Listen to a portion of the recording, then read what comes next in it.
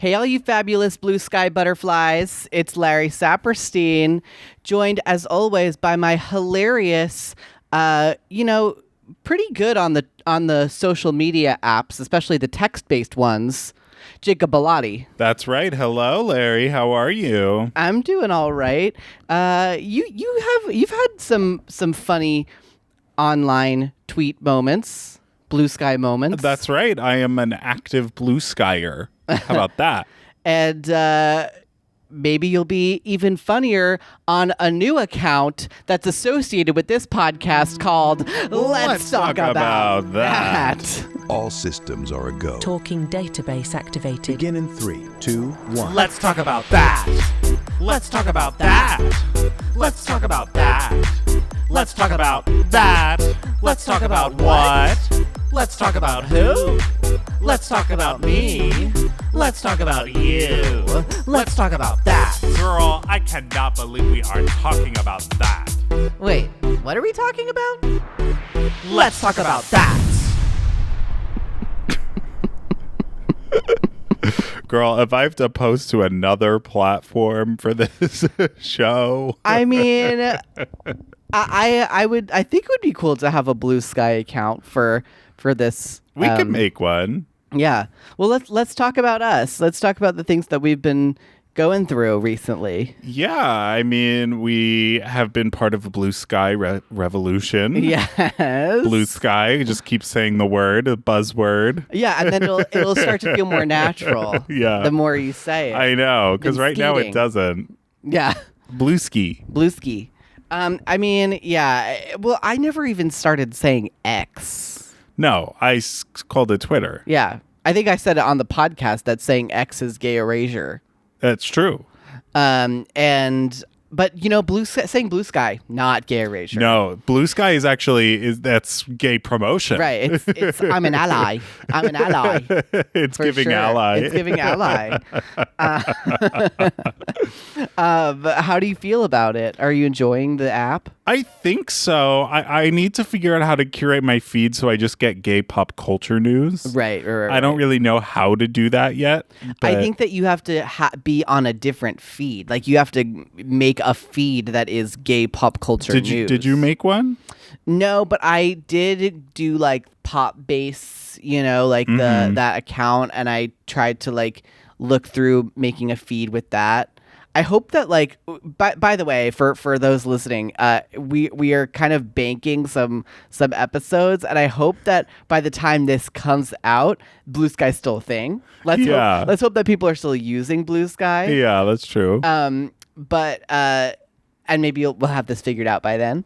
But yeah, I looked through and tried to follow accounts that would give pop culture, but it wasn't exclusively gay pop culture.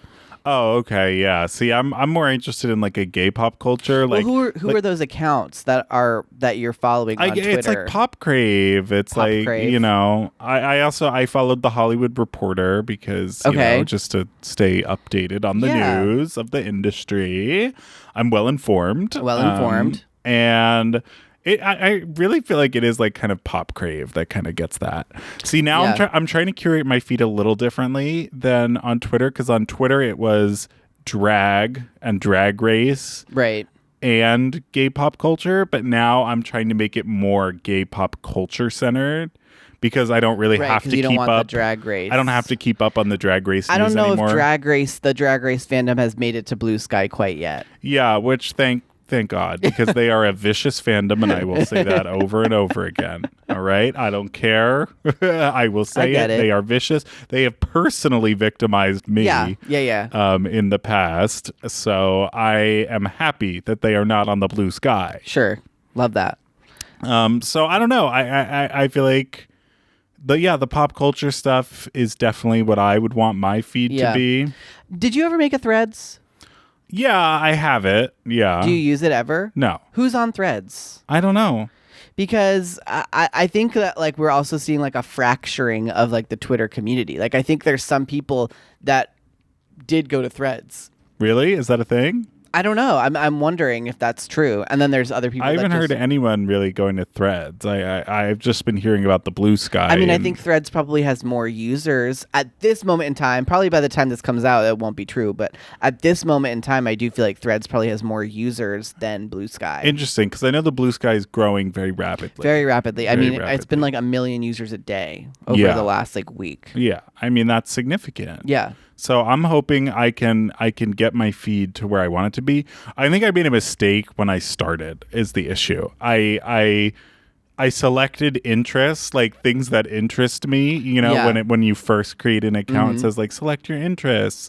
And now every single post in my feed is about books. Okay. And it's about books that I haven't read or anything. And it's I am interested in reading. I do like reading.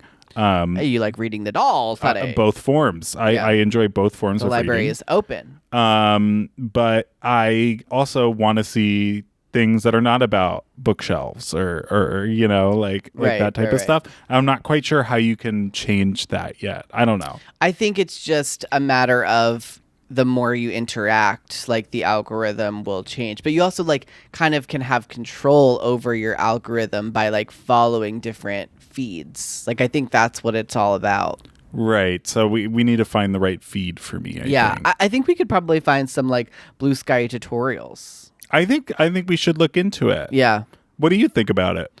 I think it's really interesting. I think there's a different component to Blue Sky that I find really interesting that a lot of people haven't been talking about yet because I don't think it's really been super publicized or well understood. But it's this idea that it's decentralized and that you own all of your data, or not own, but they don't own your data. They can't sell your data to companies and stuff. That's been my understanding of how Blue Sky works. And this whole thing about it's open source, and there's this thing called the AT protocol, which is the coding language or the coding thing that Blue Sky is built on top of. And the idea is that other apps can be created on top of this AT protocol, and that you'd be able to use all your Blue Sky information to then go and be part of those other apps. But I don't know what those other apps are supposed to be. I don't know if they're supposed to be games or other social media apps. I'm very interested in the programming community that is behind Blue Sky and what the ideas of creating Blue Sky were, because it's not just as simple as we hated Twitter and we don't like Elon Musk, so we're going to make a new Twitter. There were other motives behind it that I find fascinating, but also don't quite understand because I'm not a coder. Okay, well, that's great and all, but I would like to just click Charlie XCX stuns at...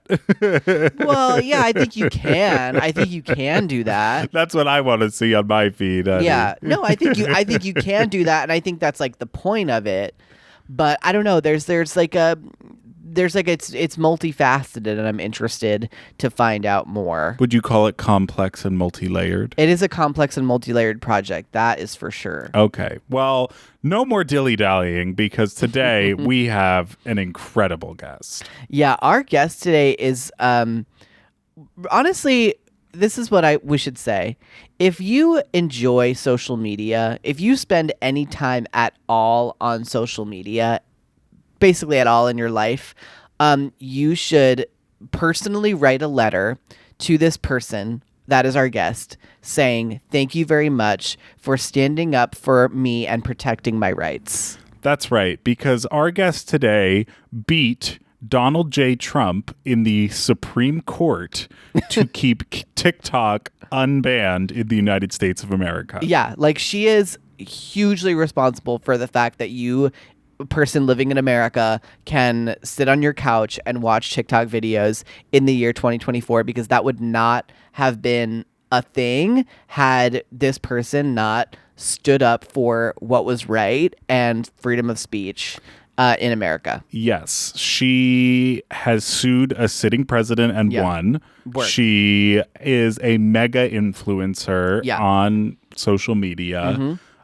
She's an incredibly smart businesswoman. Absolutely. And she's an avid pickleballer. Mm-hmm. And she is an incredibly kind person with like an amazing set of like.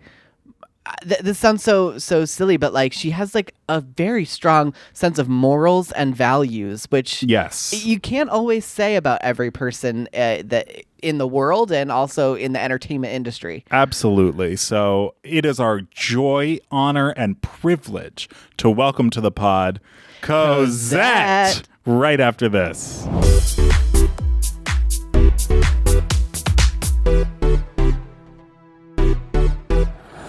Cosette!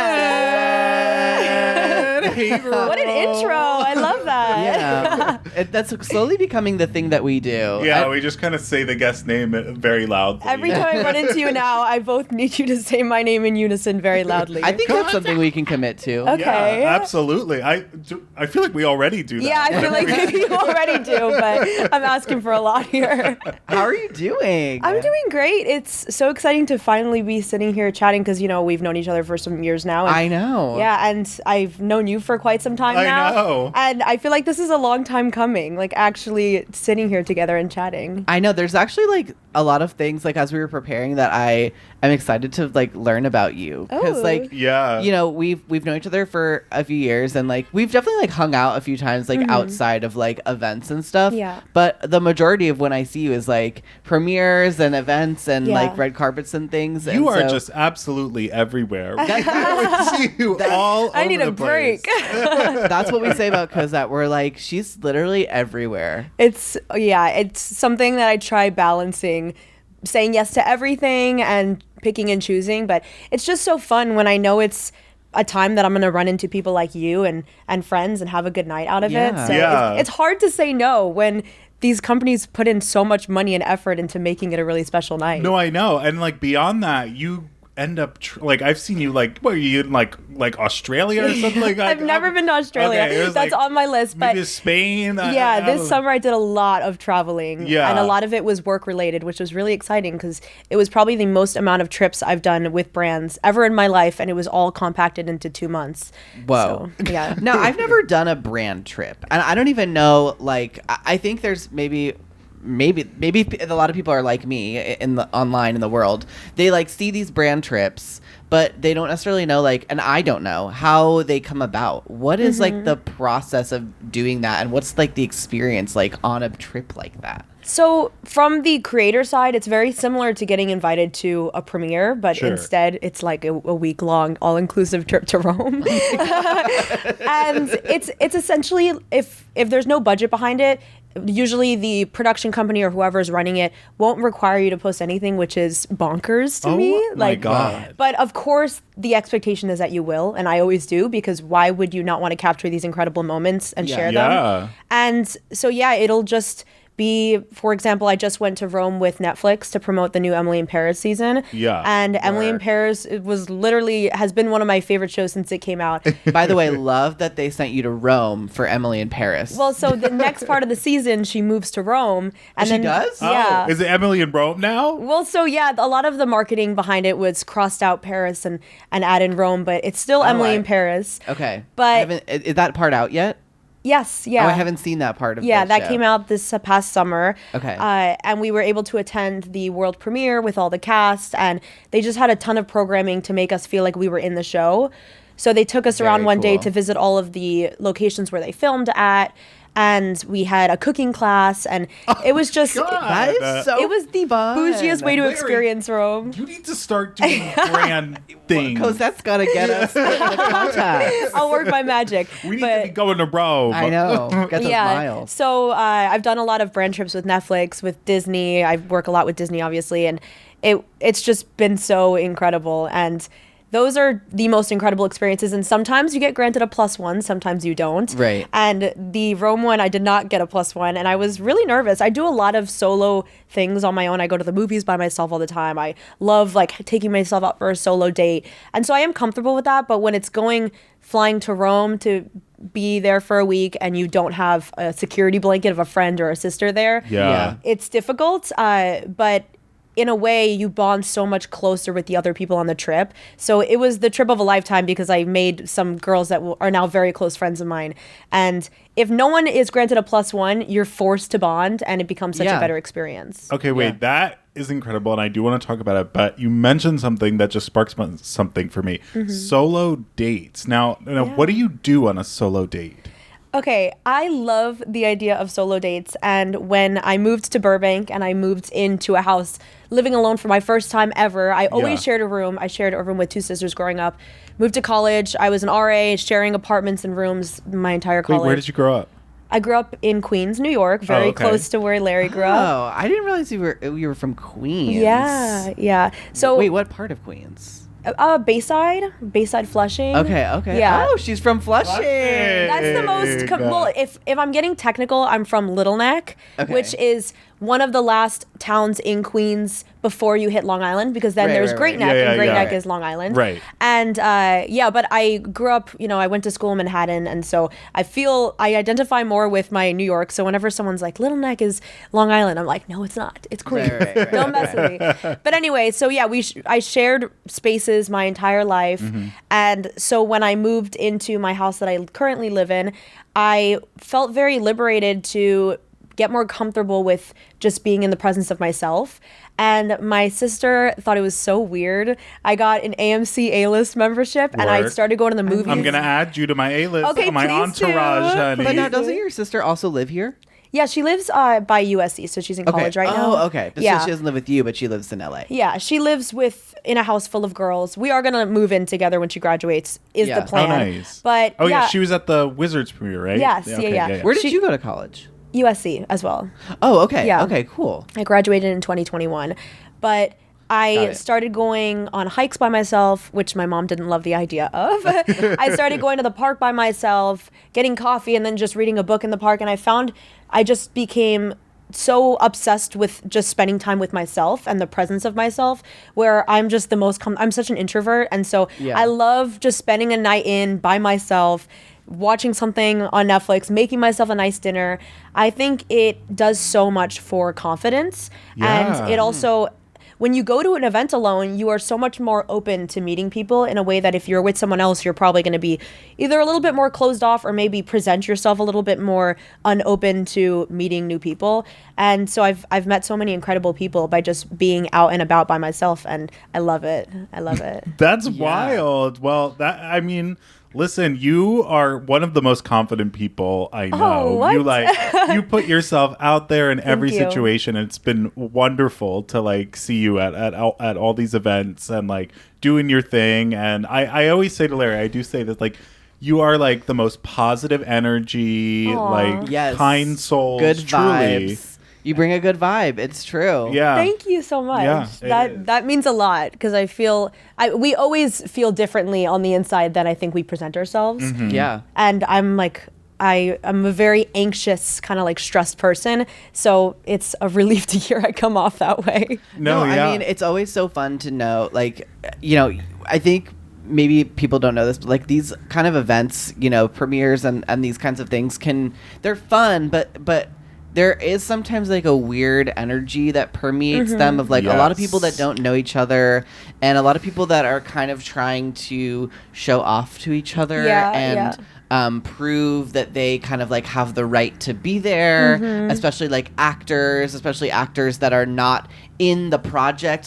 If it's your premiere, everybody's kind of trying to talk to you, but if it's not your premiere, there's this weird energy of well, I should be here, or and I think that can be, the events can be super fun with all the things that are put into them, but they can also be weird sometimes because people don't know each other and all that. And I think whenever I'm at a thing and I see you, I know that it's a home base. I know that we can hang out with you, and you're also gonna know all the social media things that are going on. Okay, there's an activation over there. There's a photo up there. That one's cute, but if you don't get to it, that one's okay. If you go 3 halls down the left, make a right, and bank the first door, then there's a photo op. There's a little speakeasy over there. Really good lighting in that corner to the left. Yeah. No, but I mean, it's just it's good to have like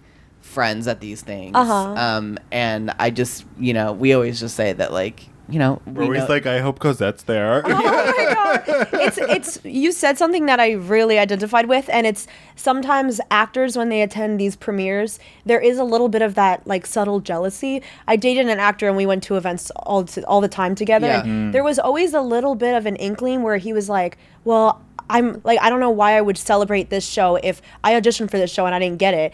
But I think there's so much ego in the industry and so much bitterness. Yeah, and I grew up acting and modeling, and I love that I transferred over to the creator space, and I still do it, but I transferred over the creator space, and you are just a little bit more disconnected from it in a way that you're able. It's not acting. Yeah, you're able to celebrate like.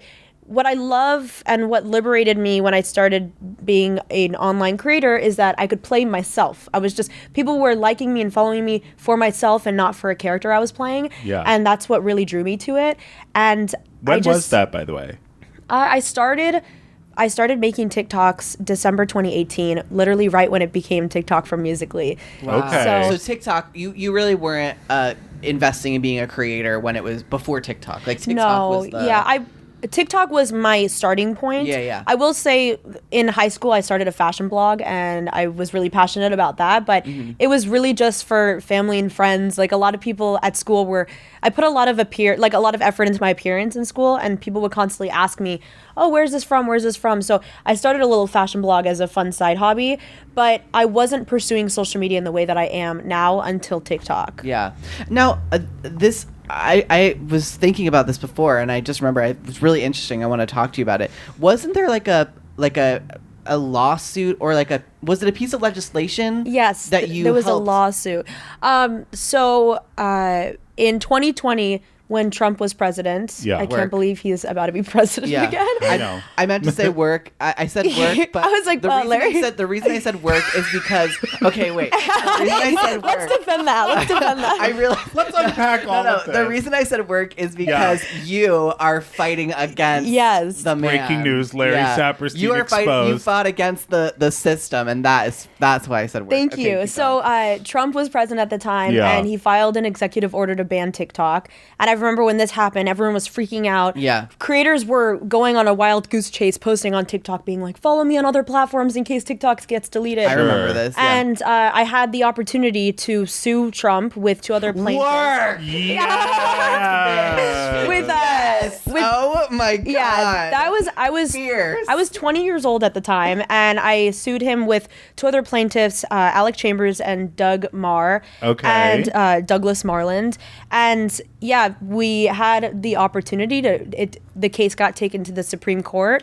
However, it was over COVID, so all the hearings were over Zoom. And we filed in a Pennsylvania court because the judge would be more in favor of our case. Sure. And so the time I was waking up at 5 a.m. to be on Zoom before my college classes, because I was doing online classes at the same time. And I remember I would wear a button down and a blazer, and I was interrogated by Trump's lawyers, and it was all very intense. But it was over Zoom, so I was wearing pajama pants. It was a very weird time, but we went through multiple briefings, multiple hearings, and it felt like every day there was a new update. And sometimes I would find out based on headlines that were coming out, what the judge ruled. Yeah. And it was very intense, but in the end, we won the case, and TikTok wasn't... Okay. That is so So fierce. you sued Donald Trump and you won. Yes, yeah. That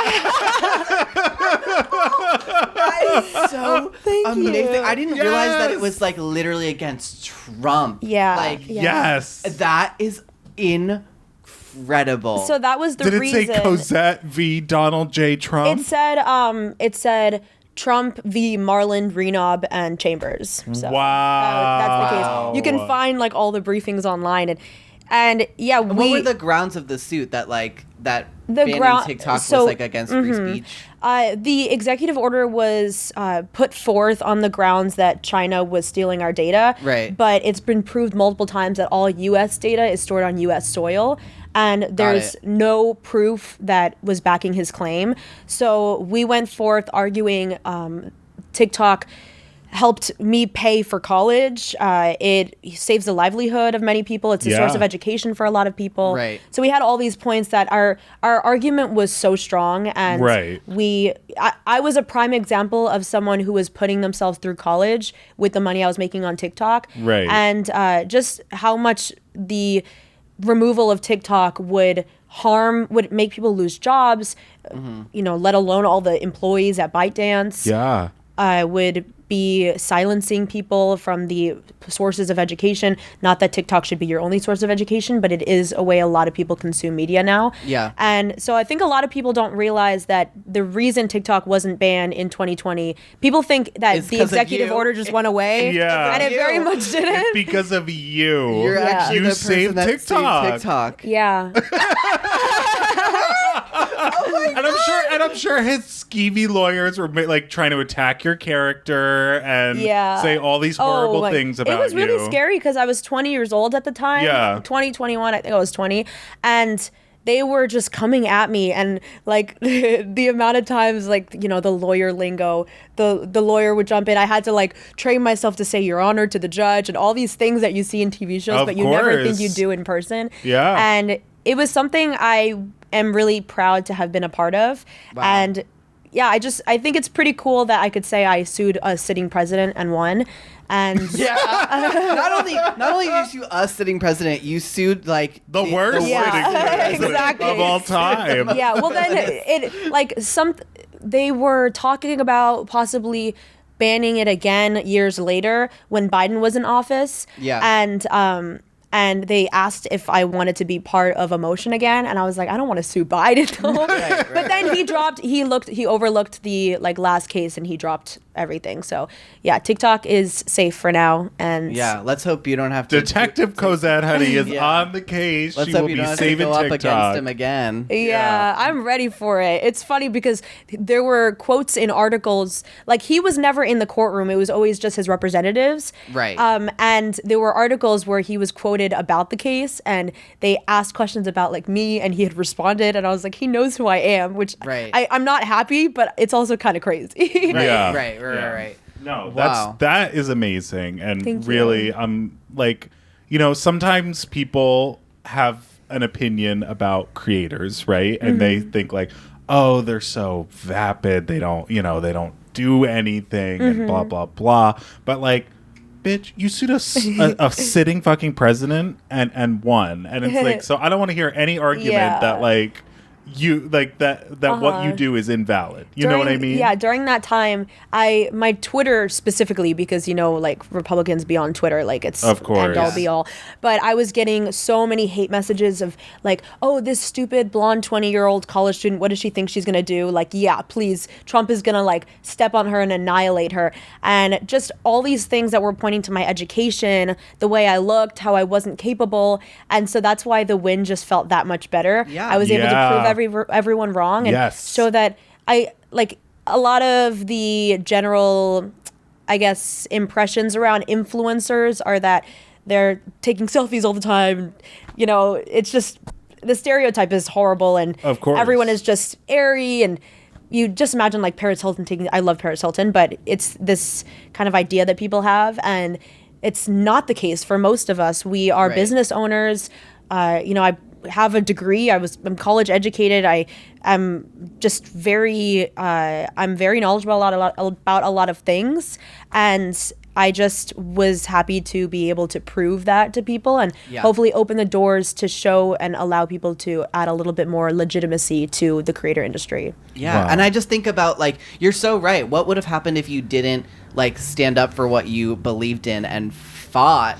Think like the millions and millions and millions of people that would have like not even exaggerating would have been affected by that had like literally you not done that. That's like absolutely like earth-shatteringly incredible. Thank you. We have a part of American history. A Supreme Court case. Oh my god. No, because so in college I had how many degrees, honey? 4 degrees. No, I had 2 degrees. 2 degrees. Okay, 2 Slay. degrees, and one of them was American history. Wow. So I am like a little bit of a history We got Hank buff. Green over here. or John Green. Whichever one does the history portion. Hank. Okay. No, well, Hank does the science. Maybe it is John. I don't know. Isn't John Green the author? We got the third Green brother over here. Yeah, you're Green. Jacob Green. I'm Jacob Green Yeah. here. And it is, I'm always get so giddy over things like this because I really I'm my focus specifically was LGBT history. Like that was Wow, like cool. kind of like what I pursued, but I always, everything that's like a major historical event, you know, is always fascinating to me. And I had no clue that you were a part of something that was so big and also taking down the worst person on the planet currently. So Thank you. that is so amazing. Thank Really you. incredible. So we'll be right back with Cosette right after this. Yeah.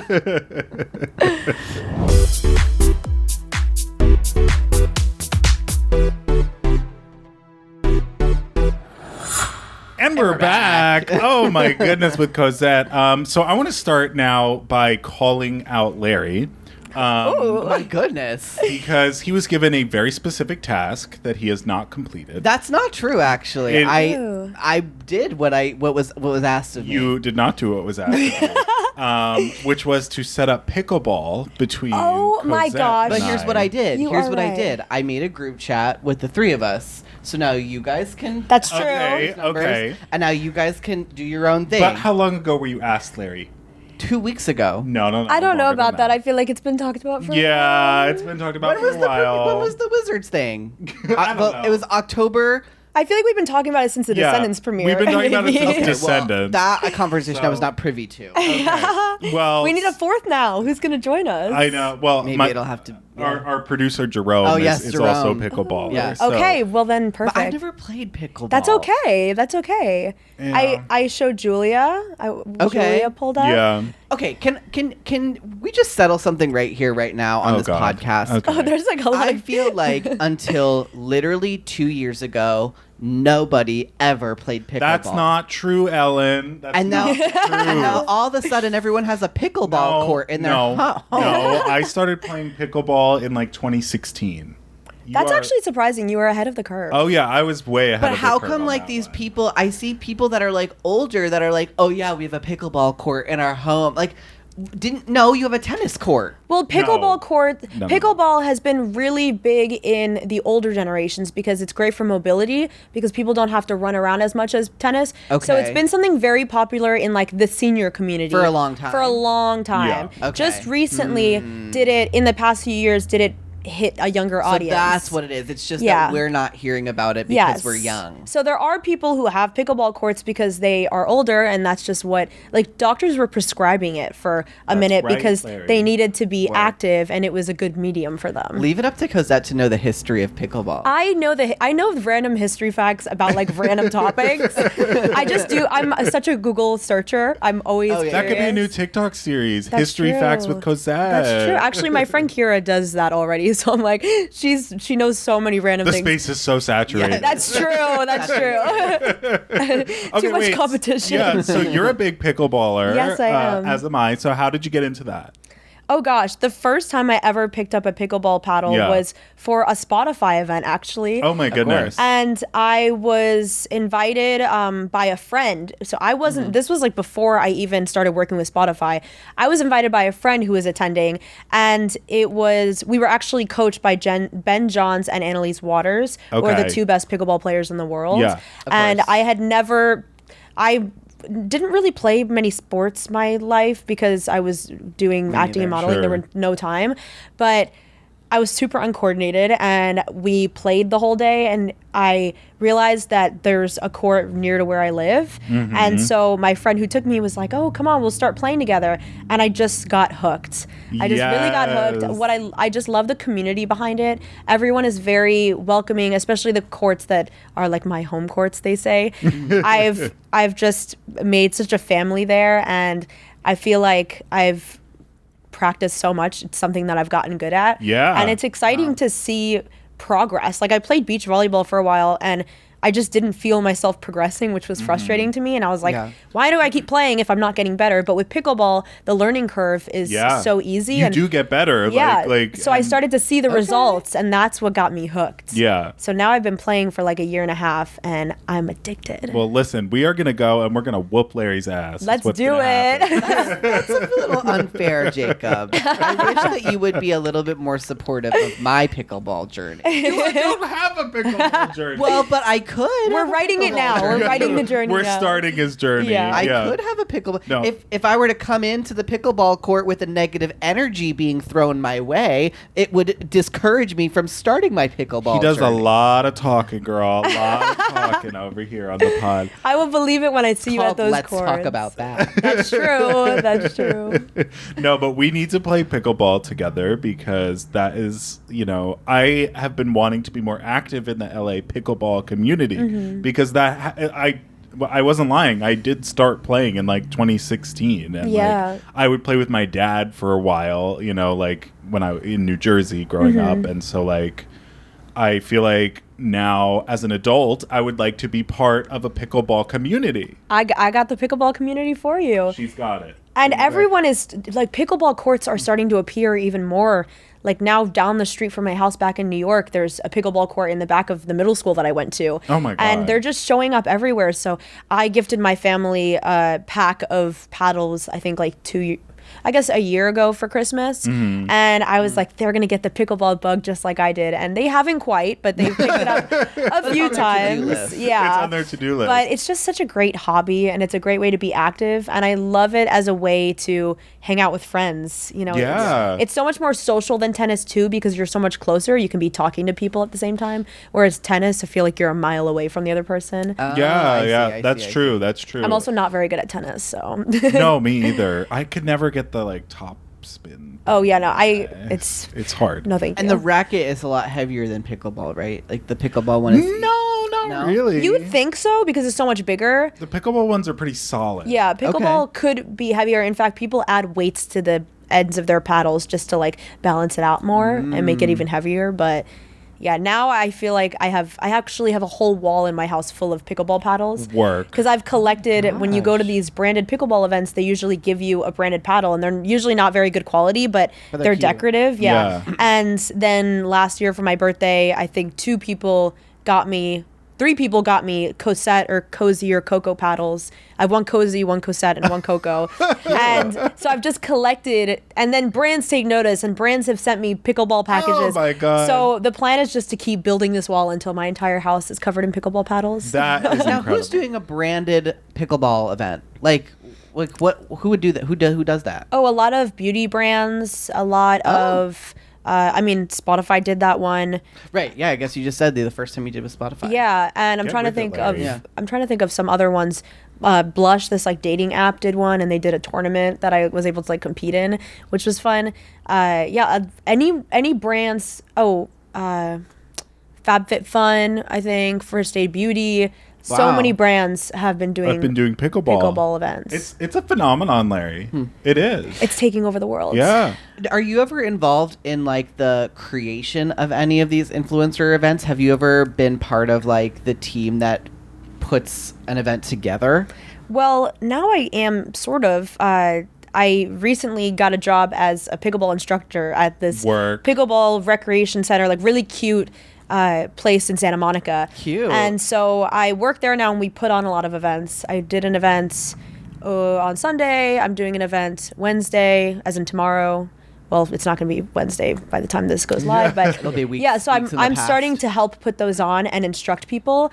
And a lot of people who come to these events, they're all cutesy, and maybe they haven't played pickleball before and they want to learn the rules. So I'm there to help them and teach them in the way that Ben Johns and Annalise Waters taught me, not on the same level because I'm not near as talented and skilled as they are, but it's cool to We be gotta able hype up your talent. Yeah, it's cool. Okay. It's cool to be able to be part of people's first pickleball journey because I remember so fondly the first time I played. Yeah. So now I'm doing that for other people. So that is like a big part of your life, actually. Now it is, yeah. Yeah, but like, So besides, outside of work and influencing, like, what does Cosette's life look like? Like, what do you like to do? I mean, we just talked about pickleball. It seems like that's a lot of it, but like that's something I'm very passionate about. But I think of myself as multifaceted, and I have a lot of different hobbies that I get really super into. So something a lot of people don't know is I studied technical theater and stage design in high school, and so I studied carpentry. What I did in college. Okay, that's right. We talked about that. Was design. It No. I went to Pace. Pace, that's right. But yeah, I did carpentry for years, so that transferred over into my passion for DIY, and I studied a lot of sewing and costume design in high school as well, and that transferred over to my passion for thrifting and thrift flips. Yeah. So I'm constantly redecorating my place, flipping furniture. It's a lot of what I do. Actually, a lot of my TikTok content is like upcycling thrifted clothes. And so I literally probably go to Goodwill like 5 times a week, just to, in different Goodwills around the city, just to see what is new. And I love just like, I'll get an extra large polo t-shirt and I'll upcycle it into a cute little skirt and crop top, and that's something I'm really passionate about. And I love that living alone, especially, I can be up till 2 a.m. working on a project and just getting creative with it. That's amazing. Wait, that's so cute. We were just at the Valley Value. I've been wanting to go there. Oh my God. We'll go together. I saw a TikTok about it. It's really good. Okay, that's been on my list. I go to Goodwill bins a lot, which is super overwhelming. Have you guys heard of Goodwill bins? No, what's that? It's basically when things don't get sold at Goodwill, they all get sent to the Goodwill bins. I think that's the circuit that it follows.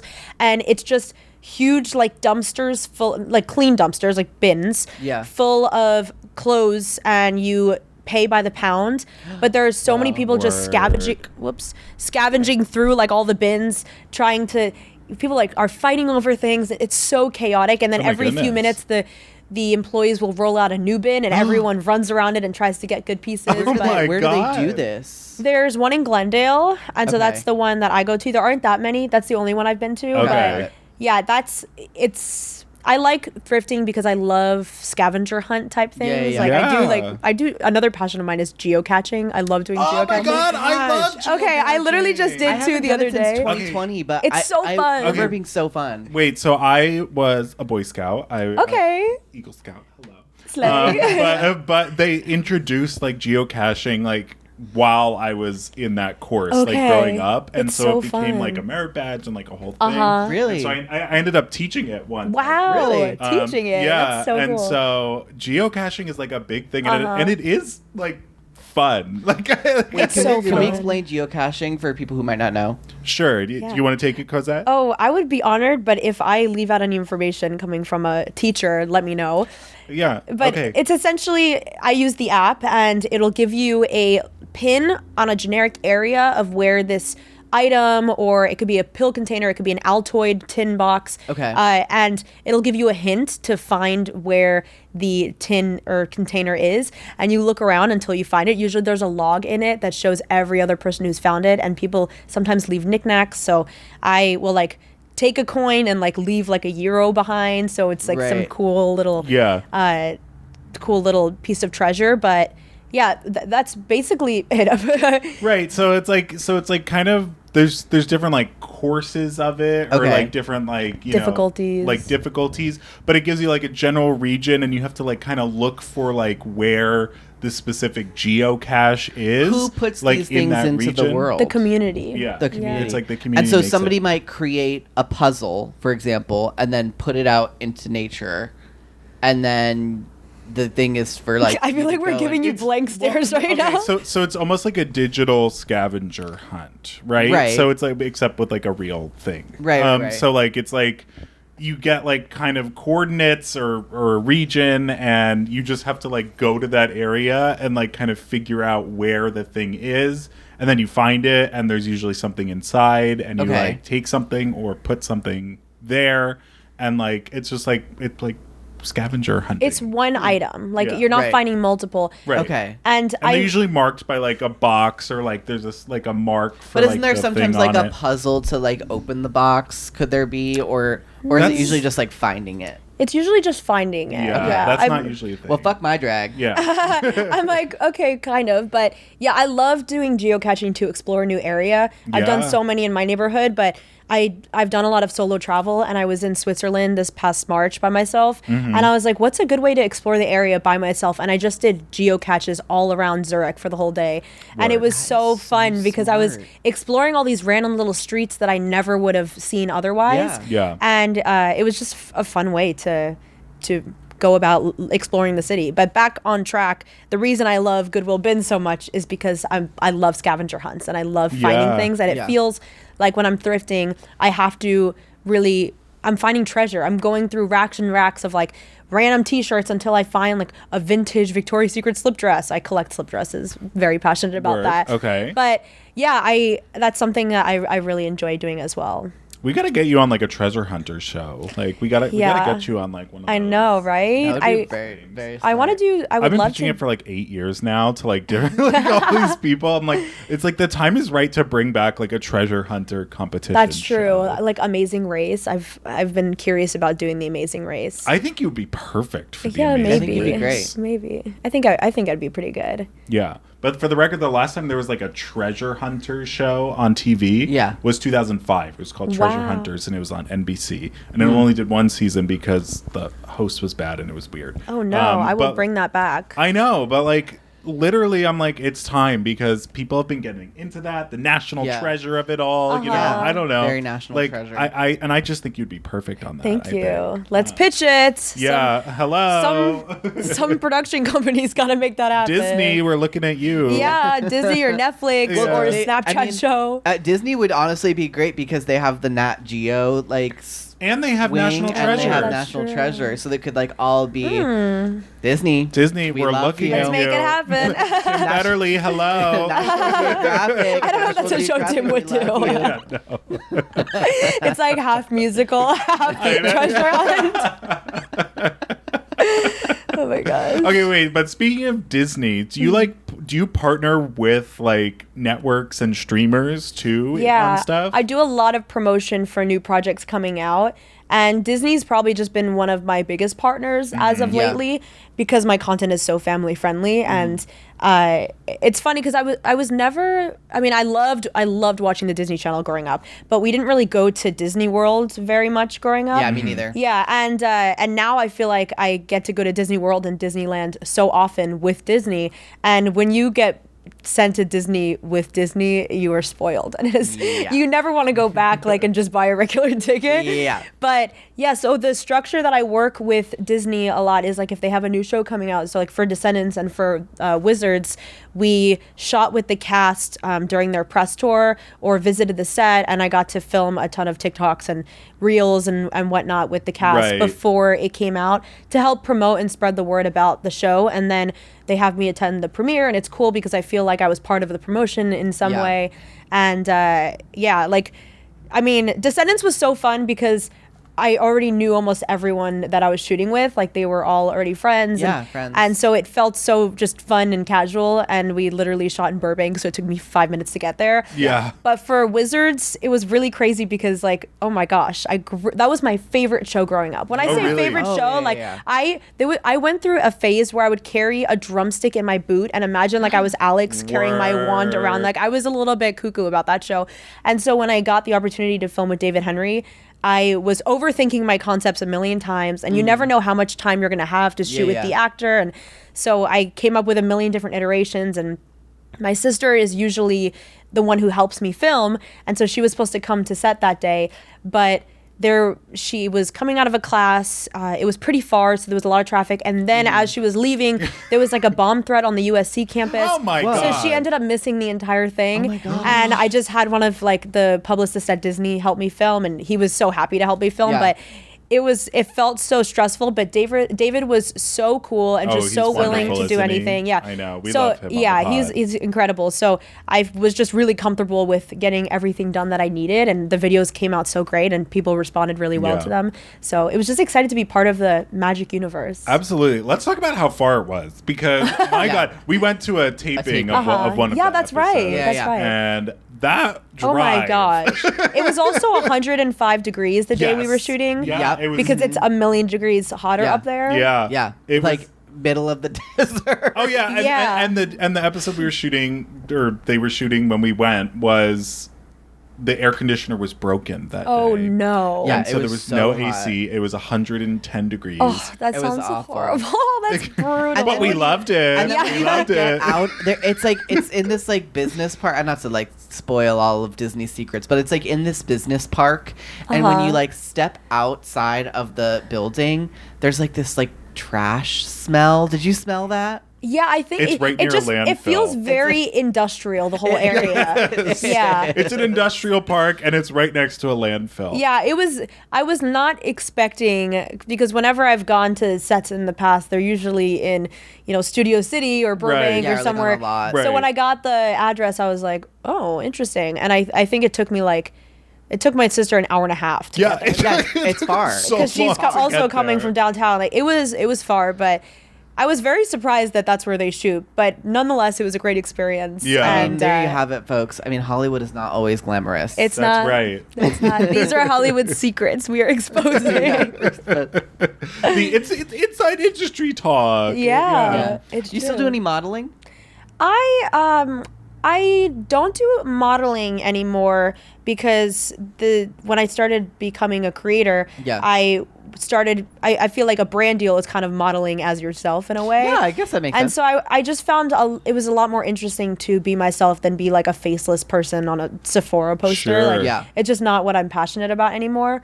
And it was incredible to grow up in the industry. I feel like it taught me a lot of professionalism, and I'm very grateful that I was able to save up money my entire life by doing that. I'm grateful for my parents for driving me to every casting and audition every Girl, single day. I feel you. Yeah, I know you. I know you know how it goes, but now I love acting, and I think it's really fun, but it's not my main passion. So if something comes across my desk that's like really cool or spot on or is like a quick thing for me to do, I'll do it. But it's just not as much of what I do anymore. But it's fun when I get to work on a project that is kind of random. Yeah, I mean, it is cool to feel, back to the like Wizards thing of it all. Like, it is cool to feel like you are part of the process and like in a way that is you, rather than just being like someone hired to do a commercial. Like you're kind of getting to create that and come up with the concepts and you know. And then you have control over how many video, like when you're a creator, you're making your videos, you are making the show yourself instead of waiting around, sending in audition after audition. It's I still do auditions, but it's just so draining, and it's difficult when you get rejection after rejection. And so it's something that I've just allocated a little bit less time into, but I still do it on the side. It's kind of like a little side quest for me, I think. A little side geocache. Exactly. A side geocache. Exactly. Well, Cosette, this has been a delight. It really has been wonderful. I want to keep going. I'm like, let's do another episode. Well, we'll have you back. You know, This is so fun. we don't limit our guests to one appearance. Oh, thank God. I mean, the other thing about you, just before we like are completely done, you really have inspired me and by proxy us to, really go hard with this podcast, because I remember like a year or so ago we sat down, just the two of us, and talked about like social media and like how it all works, and you have such a deep index knowledge of like social media, and not just like trends and things that like users are doing, but like the way that the social media companies and the way that the platforms actually function. And we just had a long conversation about like strategy and the purpose of all of that, and how to make it better for us. And so a lot of like when we started making this podcast and talking about what are we going to post and how often are we going to post, like it was all just from that conversation with you. And we try to post every single day on the Let's Talk About That page, and like we're banking our content, we're making the clips, and I feel like because of you, like we can look at our Let's Talk About That page and feel like we're like, oh yeah, we have a real page, a platform that people can come to, a resource. It has been cool to like look back and be like, we look at our page now and it's like you can scroll back and back and back, and it's like, oh, there's that person, oh, there's that person, like, oh, like, wow, like, And I do feel like a lot of that has been inspiration from Miss Cosette here. Oh my gosh, thank you. That's true. That's so sweet. And you have both been really hustling, and I am inspired by how much you guys have done this podcast, and you've just rolled with it, because I know it's tough. Shameless plug, I have a podcast as well called The Council. Please. On Spotify, and we recently became a video podcast. Yeah. And that is the effort that takes, as opposed to video or audio only. It's just such a huge jump. It's a lot more. We started out, like, I believe that if you have an idea of something that you want to do, you just have to jump into it. You can't wait for the right moment, because that right moment will never come. Yeah. And so we started recording the first, like, I want to say 15 episodes off my iPhone voice memo, the three of us sitting around in a circle. It's with my best friends, Lexi and Rachel. And we were just sitting around with a ton of snacks around us, like hovering over my phone so that we can all be even. And I feel like the content is great. The quality is fine, but it's not great. And so then we upgraded, and we do, we shoot at the Spotify headquarters now, video podcast. And the editing is enormous, and it is very time consuming, but I, similarly to what you both just said, I can look back and see the progress and see how much we've grown from it. And so props to you guys, because I know it's not easy.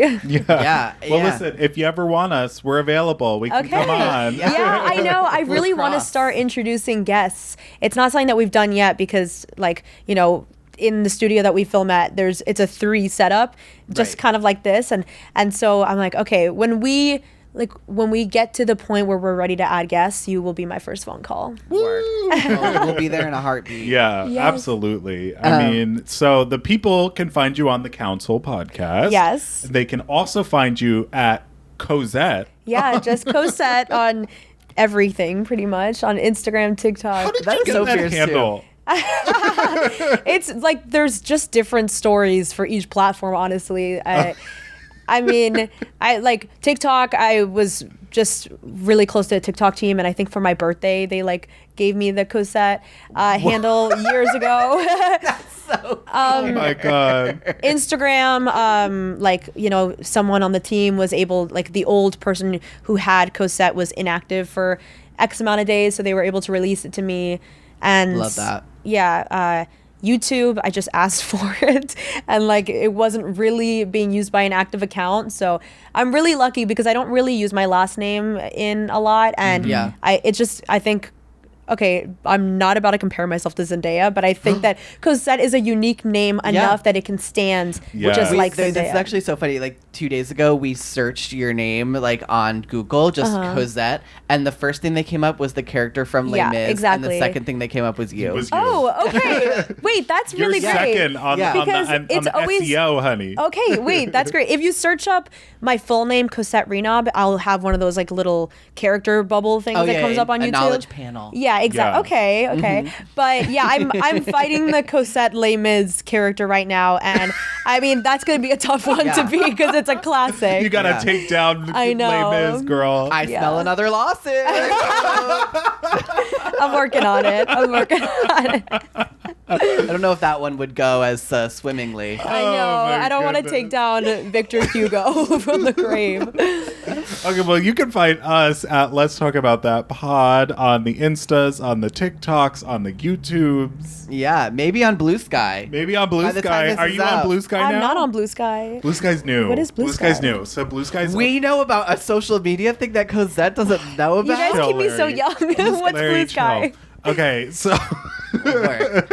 Blue Sky is like the Twitter replacement. It's because everyone's leaving Twitter now because it's gotten super right wing. And we don't like Threads. Like we don't feel like Threads. I think that the thing about Threads is that it's like connected to Instagram, and the thing about Blue Sky is that it's like decentralized, so it's not really owned. I mean, it is owned by a company, but the data on Threads or on Blue Sky rather is not owned by a company. It's like you own your data. So I think that people feel like safer in this like era of like kind of being afraid of like surveillance, you know? Right, where data, can be collected especially about like women and minorities and immigrants and stuff and used against them. Feels like 1984. This one's like more, I know, this is like a more safe platform where your data is your own and that it can't be like taken in that way. But it functions basically exactly like Twitter. It's like literally Twitter. It's Hopefully I can get at Cosette if I'm early enough. Oh yeah, come in now, girl. It would be you gotta get in now.